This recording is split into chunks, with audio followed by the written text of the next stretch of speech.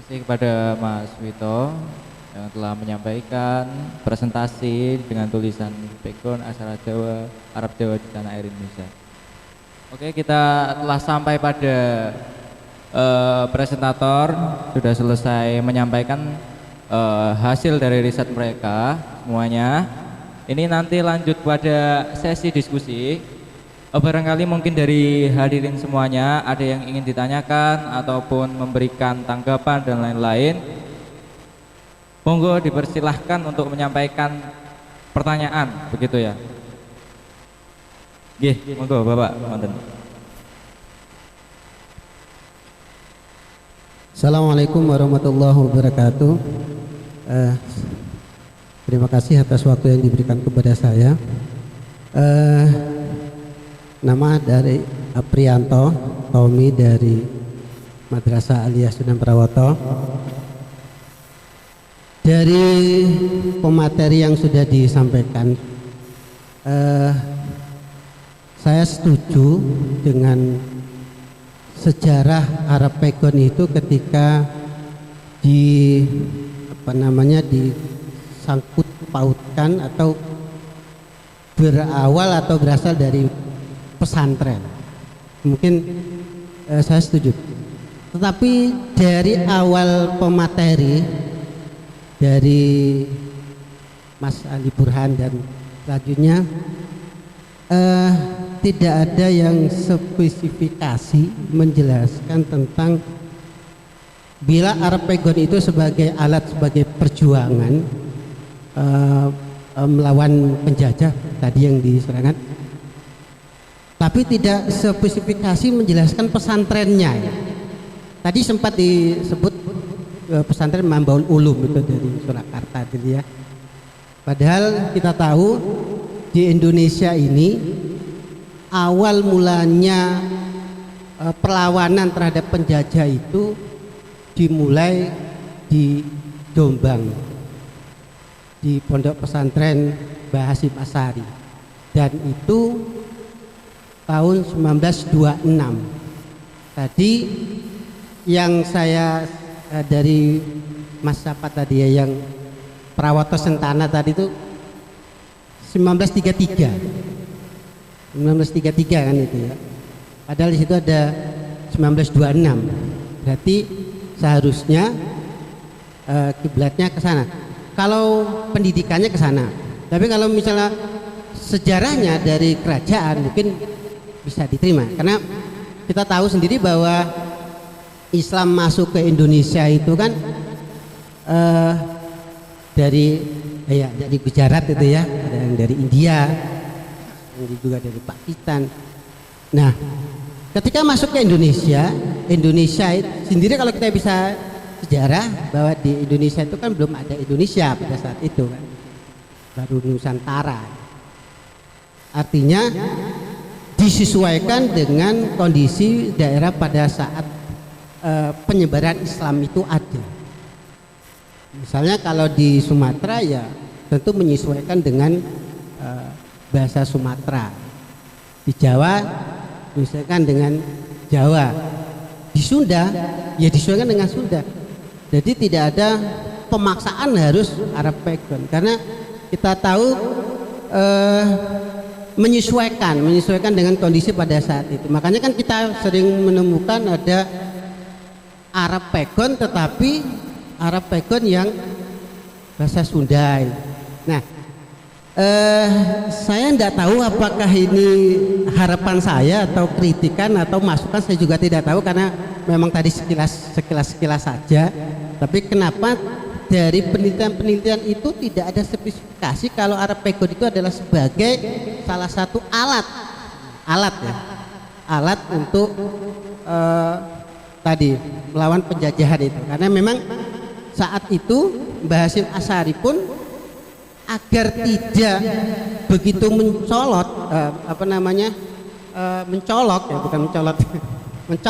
itu, maka harus memakai cara-cara yang orang Belanda itu tidak paham. Nah, tidak pahamnya itu ya dengan salah satunya mungkin dengan Arab Pegon itu, tetapi dengan ala pesantren. Nah, yang dipakai pun di pesantren itu adalah yang saya tahu itu ketika saya belajar di pesantren, ya saya hanya mengenal satu, Arab Budul, tidak Arab Pegon. Mungkin Arab Pegon itu dipakai untuk terjemahan. Tadi ada juga yang menjelaskan tentang terjemahan. Oke, nah terjemahan memang iya, karena menyesuaikan dengan daerah tertentu. Jadi kalau di Jawa Barat ya tentu pakai bahasa Sunda, tidak bisa pakai bahasa Jawa gitu. Jadi untuk mempermudahkan. Nah sebagai itu tadi, kenapa tidak spesifikasi sebagai alat perjuangan itu dimulai dari Jombang, itu yang saya inginkan. Karena kita tahu bahwa pendidikan ini sendiri bukan dari kalangan NU sendiri, ada juga yang lebih tua dari NU, Muhammadiyah. Apakah beliau Kiai Haji Ahmad Dahlan itu pun sebagai alat untuk melawan penjajah memakai Arab Pegon apa tidak? Itu tidak ada. Karena yang saya perhatikan dari awal itu ada sejarah-sejarah dari kerajaan. Kenapa kok tidak spesifik untuk sejarah ke-Indonesiaannya, kalaupun tidak ke NU-nya? Seperti itu, Pak. Jadi saya tidak tahu ini ya, saya tujukan kepada siapa ini, karena memang dari awal itu saya tidak mendengar kata NU itu dari Mbah Hasyim Asy'ari sebagai model rule pendidikan yang ada di Indonesia itu. Itu saja. Sekian, terima kasih, Pak. Mungkin bisa di ini ya, bisa di apa namanya dipahami lah. Terima kasih. Itu aja. Oke. Pada intinya yang hendak disampaikan itu kan dari awal itu pembahasan mengenai Arab Pegon itu masih secara global begitu nggih Pak? Tidak ada secara spesifik menyangkut tentang kultur NU dan sebagainya. Nah, ini monggo dari Bapak atau peneliti lainnya untuk bisa menanggapi. Nggih, bisa? Monggo, Pak. Matur sembah nuwun. Ini. Karena ini sudah malam, singkat saja. Memang betul kita tadi tidak spesifikasi di NU atau di Mbah Hasyim Irung, bukan ada maksud untuk mengkerdilkannya, tetapi memang ketika bicara Pegon, nah, itu proses perjalanan panjang. Kita tidak bisa mengambil dari titik Jombang atau titik Mbah Hasyim. Karena Mbah Hasyim juga belajar dari guru-gurunya juga sudah Pegon. Artinya di sini kiprah NU itu nyomot atau ngumpul ke hal yang berserak dari santri ini dikumpulkan menjadi NU itu. Setidaknya mungkin harus ada diskusi lain untuk khusus tentang politik santri dalam menghadapi penjajah. Nah itu nanti Pegon akan masuk lebih spesifik lagi. Nah, termasuk mungkin kaitannya dengan bagaimana komunikasi dulu para pejuang. Kalau mereka dari pesantren ya sudah Pegon. Nah, karena Pegon memang betul tidak mudah dimengerti oleh orang beranda. Yang pertama, yang kedua, memang itu yang santri tidak bisa Latin. Nah, itu mungkin itu yang bisa saya sampaikan dari saya. Terima kasih. Oke, terima kasih Pak Burhan. Mungkin dari audien lain ada yang ingin menanggapi atau berkomentar atau mungkin menanyakan lagi. Oke. Oh iya. Monggo Bapak-bapak yang di depan, warespo nggih. Barangkali ada yang ingin di Iya Mas Nugroni.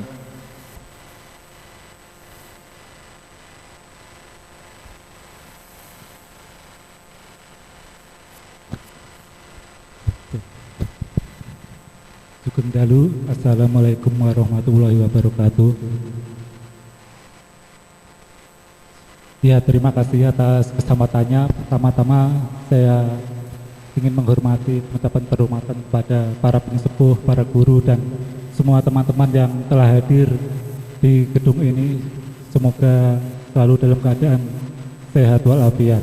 Ya, begini, saya apresiasi untuk teman-teman muda yang menyelenggarakan acara ini, karena Prawoto ataupun Prawoto lebih luas lah, desa-desa sekitarnya itu butuh acara-acara seperti ini sebagai kajian desa atau sebagai kaum anak-anak mudanya untuk menunjukkan bahwa ini loh desa kita udah ada kemajuan dalam bidang akademik ataupun anak muda yang bergejolak karena ingin dilihat di luar gitu. Dan ini sudah saatnya, dan semoga ke depan bisa diteruskan dengan lebih terjadwal lah, dan lebih lebih bisa dilakukan dengan cara yang lebih baik lagi. Dan itu saya kira yang patut diteruskan. Dan begini, saya rasa bicara aksara kita tidak bisa lepas dari bicara kebudayaan, karena aksara adalah anak kandung dari kebudayaan itu sendiri. Dan di sini Pegon dan Jawa yang bersatu ada sebuah adikarya dalam kasus sastra yang luar biasa di Nusantara tentunya, dan itu yang harus kita pertahankan terus itu loh. Jangan sampai anak-anak muda kita ke depan itu tidak bisa membaca aksara Pegon ataupun Jawa, karena saya lihat sendiri Prawoto anak-anak mudanya sudah, atau anak-anak usia 10 ke atas sudah mulai meninggalkan madrasah diniyah. Itu karena pengaruh budayaan juga, dan kalau bisa teman-teman di sini juga bisa menggelurakan supaya anak-anak itu ya melanjutkan sekolah di Madin atau yang lainnya yang berkaitan dengan kebudayaan dalam literasi ini. Di sini kita bisa melihat suatu kebudayaan ataupun karya oleh sesepuh kita dulu, bahwasanya kebudayaan Arab dan kebudayaan Jawa itu bisa disatu padukan melalui akulturasi budaya dan tidak menghilangkan corak ataupun ciri-ciri khas yang telah ada sebelumnya gitu loh. Ibaratkan pohon dari Arab ditanam di tanah Nusantara itu yang tumbuh buahnya memiliki cita rasa Nusantara atau Jawa. Itu saya kira, dan mungkin di sini yang patut kita laksanakan atau kita teruskan yaitu bagaimana sih kita mengapresiasi hal yang sudah ada itu, dan bagaimana kedepannya itu penelitian-penelitian ini harus didukung oleh katakanlah pemerintah desa ataupun yang ke atasnya lah, supaya hal begini itu tidak terhenti gitu. Dan ada satu lagi itu mengenai saya lupa tadi, mengenai ajaran-ajaran tadi ya, yang ada yang menyampaikan bahwasanya tadi Pangeran Sentono itu menafsirkan Al-Quran melalui sudut pandang kejawen. Ya, di situ mungkin yang tidak banyak kita sadari, di pedalaman Jawa Tengah, Jawa Timur, di sisi selatan ataupun di tengah antara Banjarnegara sampai Ngawi itu ada orang-orang pelaku kejawen yang justru itu mengidolai kiai-kiai gitu loh, terutama mereka yang belajar ilmu tasawuf, yaitu menjadikan Mbah Prawoto atau Sunan Prawoto itu sebagai patron atau orang yang digandrungi gitu, karena keberhasilan tadi mengakulturasi budaya Jawa dengan Arab tadi.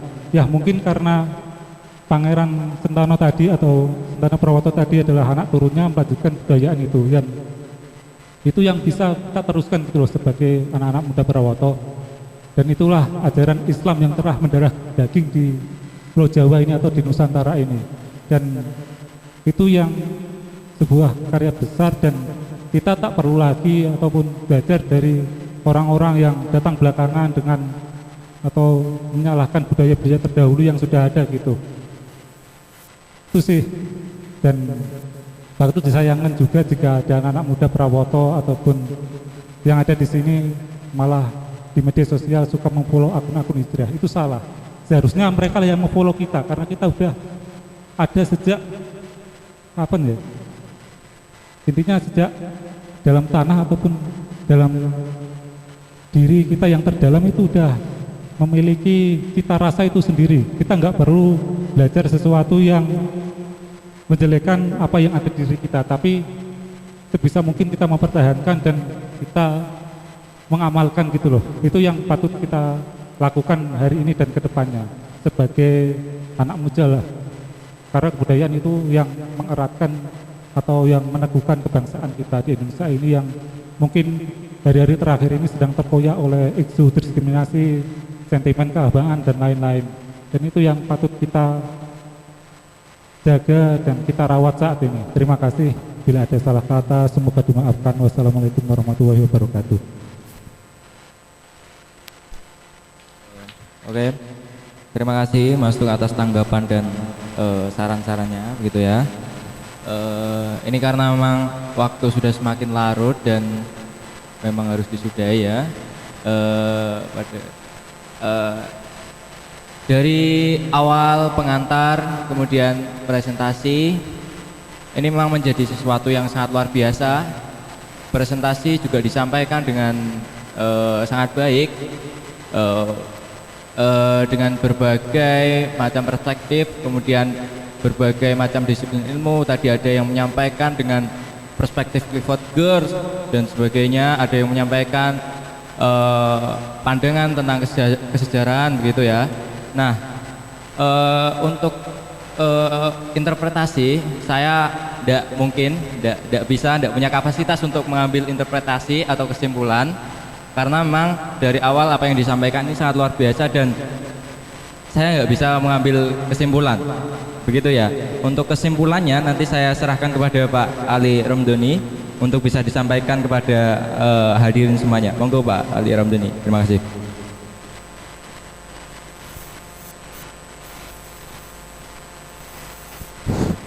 Assalamualaikum warahmatullahi wabarakatuh.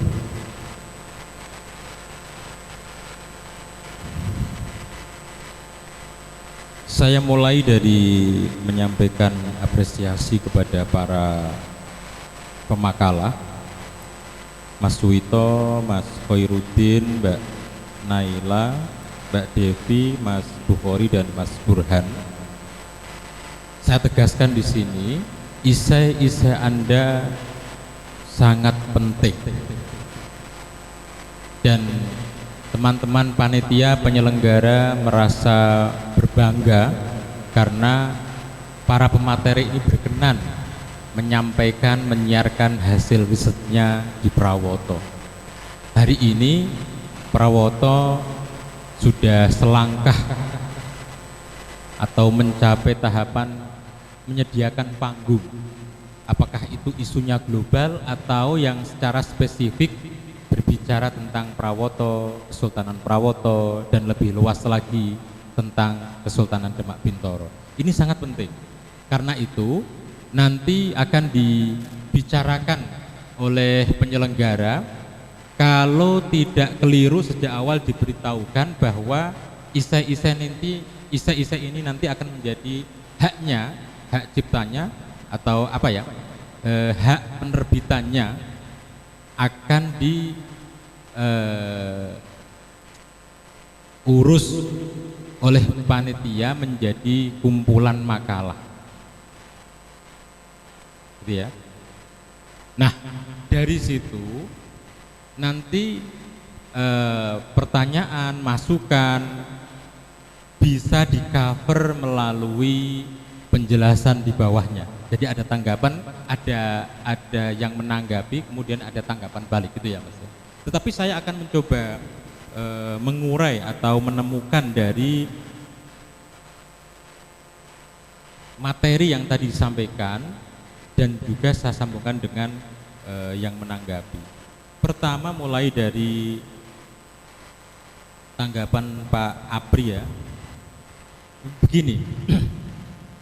Beberapa pemateri tadi sepakat bahwa pegon itu menjadi alat perlawanan terhadap kolonial, menjadi media untuk menyampaikan transfer pengetahuan.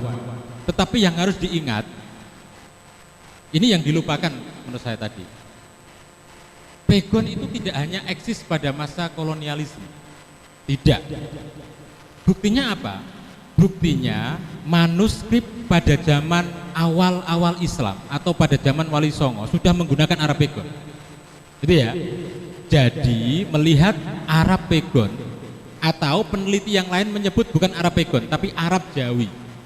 Itu kenapa ulama-ulama Nusantara itu lakopnya adalah Al-Jawi. Jadi Jawi itu bukan Pulau Jawa, tapi sama dengan Nusantara. Al-Jawi itu Nusantara. Ada tesis yang bilang begitu. Jadi Nusantara ini itu di mancanegara dikenal dengan lakop Al-Jawi. Sampai Melayu. Itu satu. Yang kedua, menanggapi Pak Apri tadi, kenapa tidak ada spesifikasi atau ketegasan pesantren mana yang memulai kalau itu menjadi domain para santri dalam rangka melawan kolonialisme? Tidak. Karena sejak para wali itu Arab Pegon sudah eksis. Ada hasil riset yang memilah begini. Kanjeng Sunan Ampel itu sebagai mahaguru para wali yang mengkader mulai putra-putranya Sunan Giri, Sunan Derajat, kemudian Sunan Bonang sampai ke barat Sunan Gunung Jati. Ini dalam babat Demak yang pakai pegon yang juga diurai dalam kitab Akhlal Musamarah fi Hikayatil Auliya'il Asyrah, itu semua mengecap ajaran Islam dari Kanjeng Sunan Ampel. Dan saya mengikuti pemetaan ini. Nah, setelah dari pesantren Ampel Dinto atau Ampel Gading, ini dipecah menjadi dua. Yang ke timur dikomandani Kanjeng Sunan Giri, sampai nanti Giri Kedaton, Giri Perapen. Yang ke barat konon dikomandani Kanjeng Sunan Kalijogo. Yang ke timur itu memakai Arab Pegon, Arab Jawi sampai Makassar. Yang ke barat sampai ke daerah selatan itu pakai Honocoroko. Ada hasil riset yang bilang begitu. Tetapi di sisi lain nanti pada perkembangannya Arab Jawa ini pada masa berikutnya abad 17, 18 sampai 20 Melayu itu juga pakai Arab Pegon. Nah, buktinya apa? Buktinya ya manuskrip atau babat-babat yang memakai Pegon. Itu Mas, semoga mewakili paling tidak. Sehingga tidak bisa dicari pesantren yang mana. Terus saya pelan-pelan semoga mencakup. Yang kedua, karena itu tidak sulit ya dicari penemu pegon di mana. Jejaknya adalah jejak ketika pegon digunakan dalam tradisi literasi. Terus perkembangan pegon, media literasi dan perlawanan ini disampaikan ke makalah ke-6, ke-5, ke-4, hampir semuanya sama. Kemudian kenapa pesantren harus menggunakan pegon? Yang kedua, dengan maknani gandul itu yang dari Arab gundul dimaknani secara gandul dekat ya. Orang gundal gandul. Gundul gandul. Nah, ada yang para santri berargumen begini. Dengan model ini lebih detail karena harfiah perkata. Dan kata ini ada statusnya, apakah sebagai subjek, objek atau keterangan dan seterusnya. Jadi lebih rasional, lebih detail. Itu argumennya kenapa mempertahankan Arab ini. Tapi di sisi lain, Mbah Mun itu ngendikan begini. Makna gandul itu orang ono tunggalin wong donya. Mergo Arab Pegon tulisannya iki pancen gandul. Di miring ya. Kalau Cina itu ada yang mengisor, Arab itu kok tengen mengiwo, Latin itu kok kiwo menengen. Nah, pegon makna gandul itu beda, kon dhuwur miring ya. Jadi itu tidak ada duanya. Tapi jauh di atas itu, para rawuh sedaya, Arab Jawi atau Arab Pegon ini memang ketangguhan Jawa. Jawa itu dileboni apa wae nompo, tapi Jawane gak hilang. Menurut saya filosofinya di sini. Ya boleh Arab ke sini, tapi Jawane gak hilang. Itu kenapa rupane Jawa, tapi jeruk lahirnya Arab. Tapi bareng dipenelengi tenan Jawa. Bahasanya Jawa. Gitu. Nah, sebagai kata kuncinya mungkin Arab Pegon ini adalah bentuk perdamaian atau pertemuan kebudayaan Arab dengan Jawa, yang keduanya tidak luntur. Kenapa lahir Arab Jawi atau Arab Begon? Kemudian yang juga menarik, jadi isai baik dari Mas Wito, Mas Koirudin, Mbak Naila dan Mbak Devi, pertemuannya di situ membaca Begon dalam konteks global, ya. Dan memang tema ini tidak membatasi dalam konteks tertentu. Kita berterima kasih karena membuka cakrawala kita, memperlebar background diskusi kita hari ini. Nah, yang juga menarik adalah dari Mas Bukhari dan Mas Burhan. Saya mulai dari Mas Bukhari dulu. Malam ini menurut saya kita kedatangan tamu dan membawa informasi penting tentang adanya Pangeran Sentono Prawoto. Kenapa begitu? Nanti saya matur ke para bini sepuh. Nyun sewu.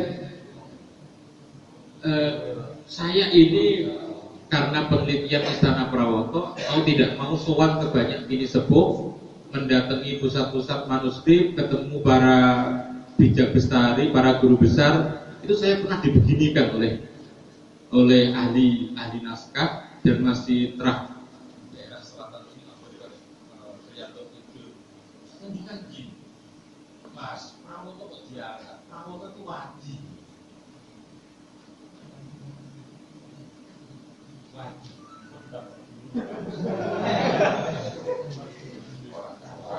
Yang kedua, saya juga dibedok oleh pakar gitu. Kok sampai ngangkat Prawoto, Sunan Prawoto itu gini tuh Mas, itu masalah apa? Saya jawab gini, loh ini persoalan mikul dhuwur mendung jero bahasa kira-kira. Nah, artinya apa?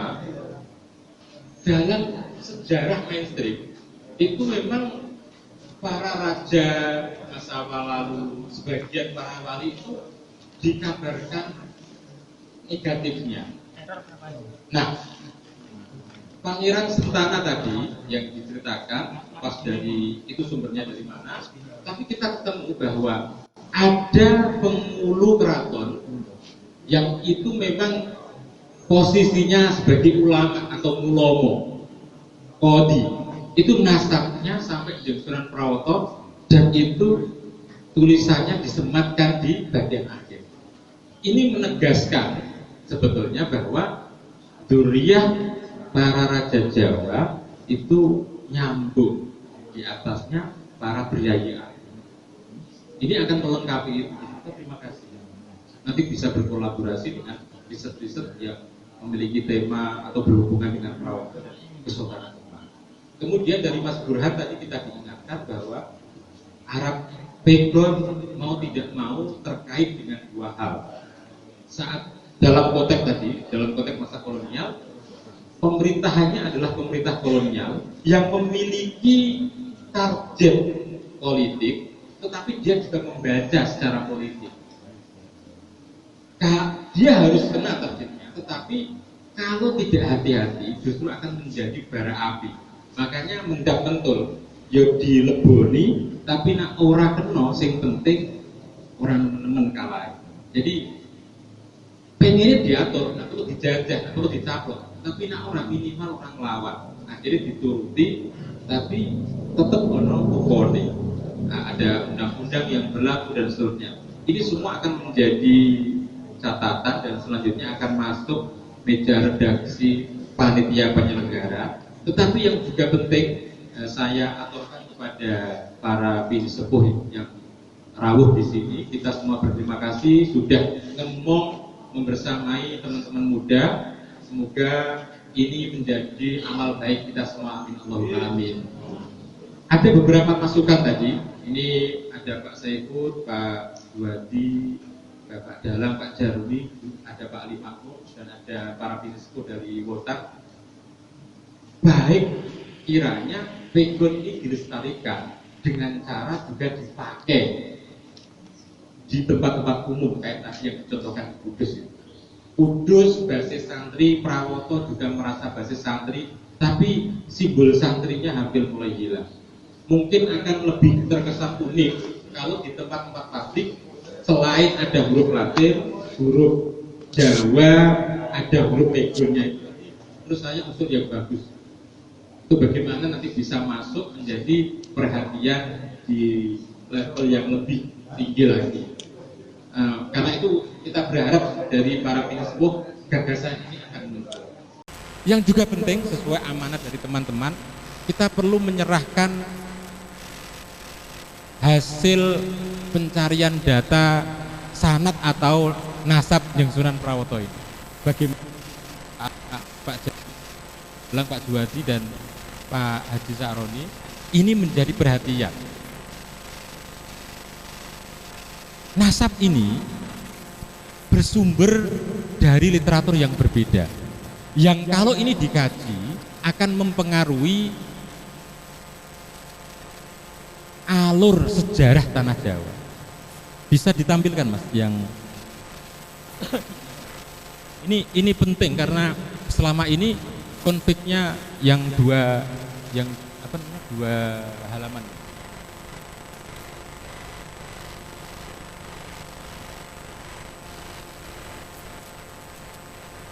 Manuskrip Pegon dari Kebumen. Ini Pak Ali Makmun harus memperjuangkan ini sama Pak Ibu.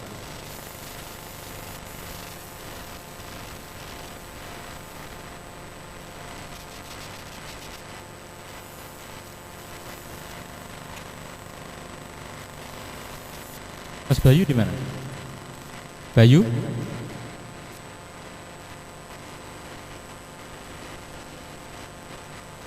Mohon bersabar sebentar nggih. Pegone digawa Melayu londo iki. Dari tadi ngrasani londo.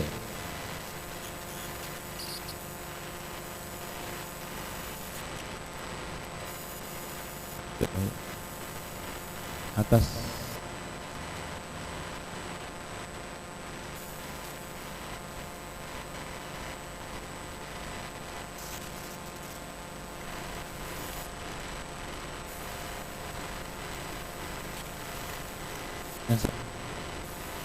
nggih.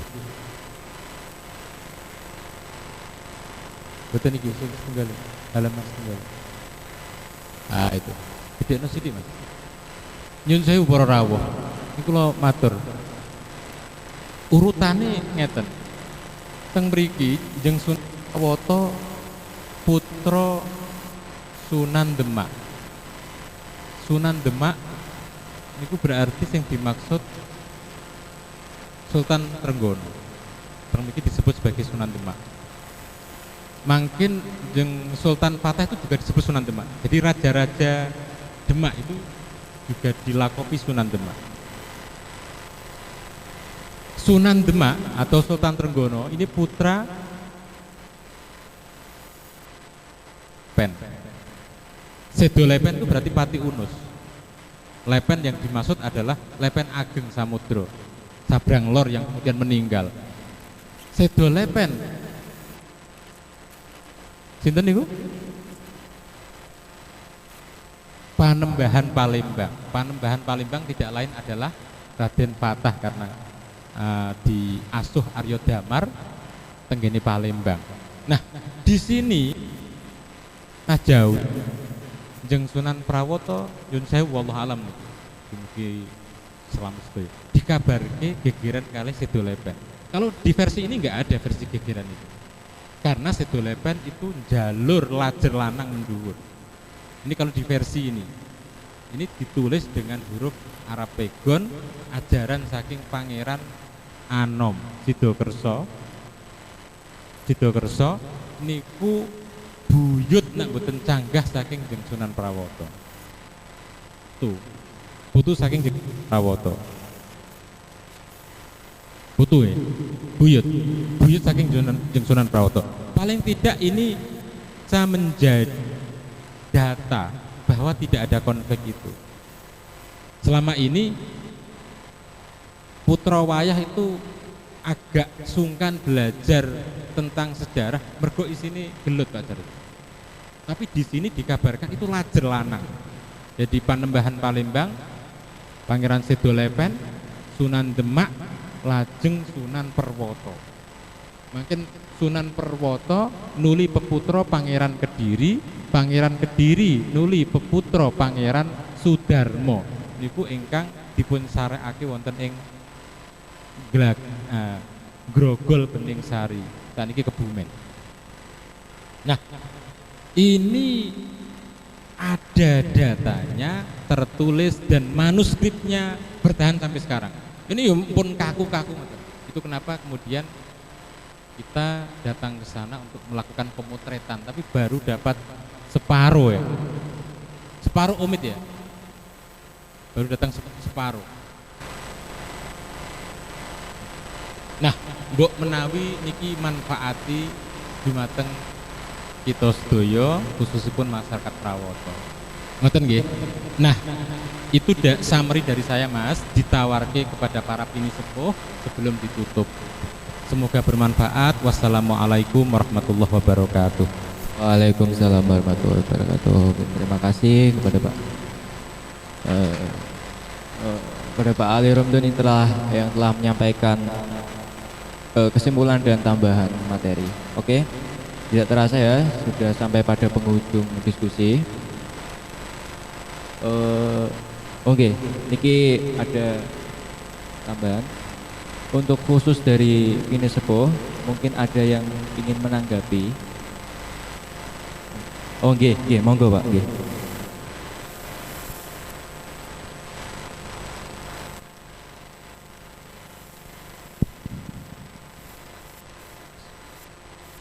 Assalamualaikum warahmatullahi wabarakatuh.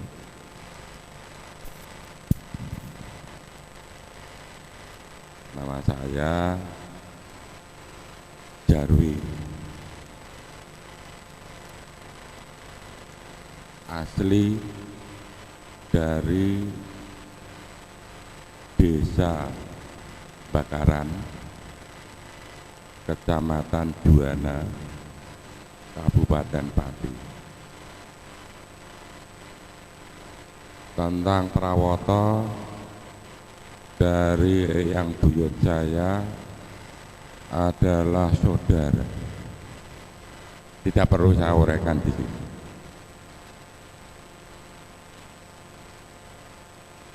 Lain waktu saja. Menanggapi yang sudah disampaikan tadi dari anak-anakku yang tercinta, para mahasiswa yang bersusah payah membuat penelitian dan mengangkat Arab background, semuanya Arab background, terlepas dari yang lain. Perlu dimengerti yang muda-muda bahwa wujudnya memang huruf Arab. Ini terlepas dari memaknai ya. Terlepas dari memaknai seperti ini. Ini kan tidak memaknai ayat Quran atau hadis. Terlepas dari itu. Wujudnya Arab. Rasanya Jawa. Nah, cara wong tua syariat Islam hakikate Jawa. Maka para wali tidak bisa melepaskan itu. Sudah dijelaskan oleh Mas Ali Romdoni tadi dari Kanjeng Sunan Ampel, karena orang Jawa tidak mau memeluk agama Islam jika hatinya tidak diambil dulu. Maka dalam tulisannya Arab tapi kok rasanya Jawa, wong unine Jawa. Ya, unine Jawa. Kan dulu kan orang Jawa itu membacanya hanya huruf Jawa. Setelah timbul Islam ada huruf Arab. Tapi kok unine kok ya Jawa. Nah, ini seneng. Itu artinya penyatuan budaya. Jadi yang muda-muda aja pegon ki piye sih? Pegon tadi sudah dijelaskan tidak lazim. Wong hurufnya Arab, bunyinya kok Jawa. Itu kan tidak lazim. Ya toh? Biasanya kalau hurufnya Arab, Arab semua dalam Al-Qur'an begitu, hadis begitu. Tapi Arab pegon lah. Itu adalah budaya kita yang harus kita lestarikan, jangan sampai punah. Itu titipan dari sesepuh dulu begitu. Yang kedua, dari Mas Ali, saya ingat oleh buyut saya tentang silsilah. Memang Sidolepen ada dua versi. Versi yang kecil Sidolepen adalah Pangeran Surawiyoto, Senopati Dagan Lasem, yang akhirnya menurunkan Arya Penangsang juga Senopati Agul-Agul Demak. Kemudian kalau Sidolepen yang dimaksud di sini adalah dalam artian yang luas, artinya adalah Laksamana Laut. Salah satu putra Demak, putra Patah, Raden Patah adalah Pangeran Sabrang Lor, Pangeran Pati Unus. Meninggal dunia karena ingin mengusir Portugis dari Malaya sebelum mendekati ke Jawa. Dalam sejarah demikian. Kemudian terlepas dari itu, dalam bahasa politik Pak Amri tadi, benar Pak, Arab pegon setelah kita tahu apa mananya, orang mungkin wong londo kirti munine piye, gak mudeng. Artinya apa? Penjajah itu pandai untuk menaklukkan Pangeran Diponegoro saja, dia belajar sastra Jawa. Untuk menaklukkan Imam Bonjol, dia belajar di Mesir. Jadi lebih pandai. Tapi kalau untuk menaklukkan zaman kolonial, itu mau belajar kepada siapa? Sunan Ampel sudah almarhum, Kiai Darat sudah almarhum, dan diteruskan oleh Kiai Hasyim dan Kiai Ahmad Dahlan. Terus semuanya mengalir. Sampai saat ini dari saya yang tua-tua juga belajar Arab pegon. Dalam kumpulan itu diselipi itu masih ada Arab pegon. Saya kira itu untuk yang muda-muda, khusus untuk pemuda Prawoto, jangan mau kalah. Prawoto itu menyimpan misteri yang sangat banyak. Katanya Pak Ali, itu wadi, bukan nama manusia loh. Wadi itu adalah bahasa Indonesianya rahasia.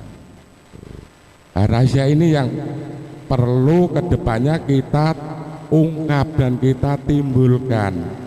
Waktu ingin mencetak buku Istana Prawoto, Mas Ali, ojo nggugu karo omong aku.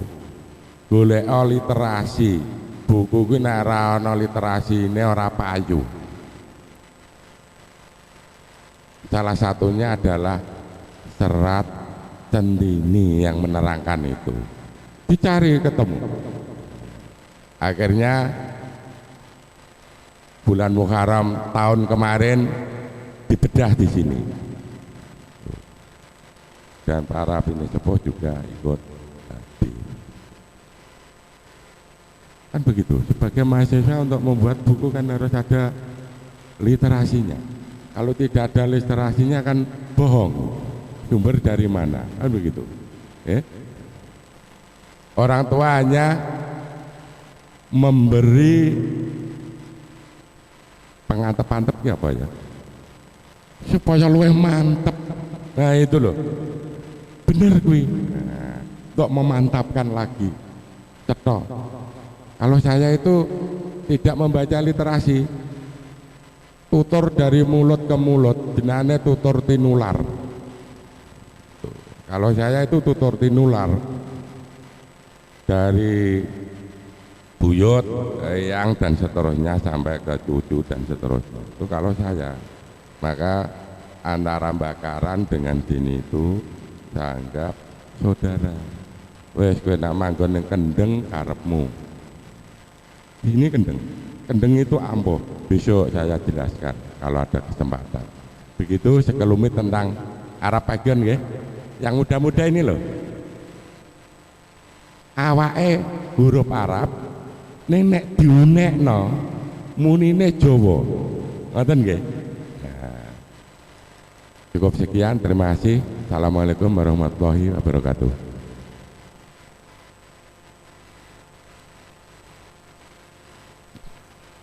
Oke, matur suwun nggih, Pak, atas tambahannya. Ini dipersilahkan moro sepuh yang lain. Nggih. Oh, cukup nggih. Oke.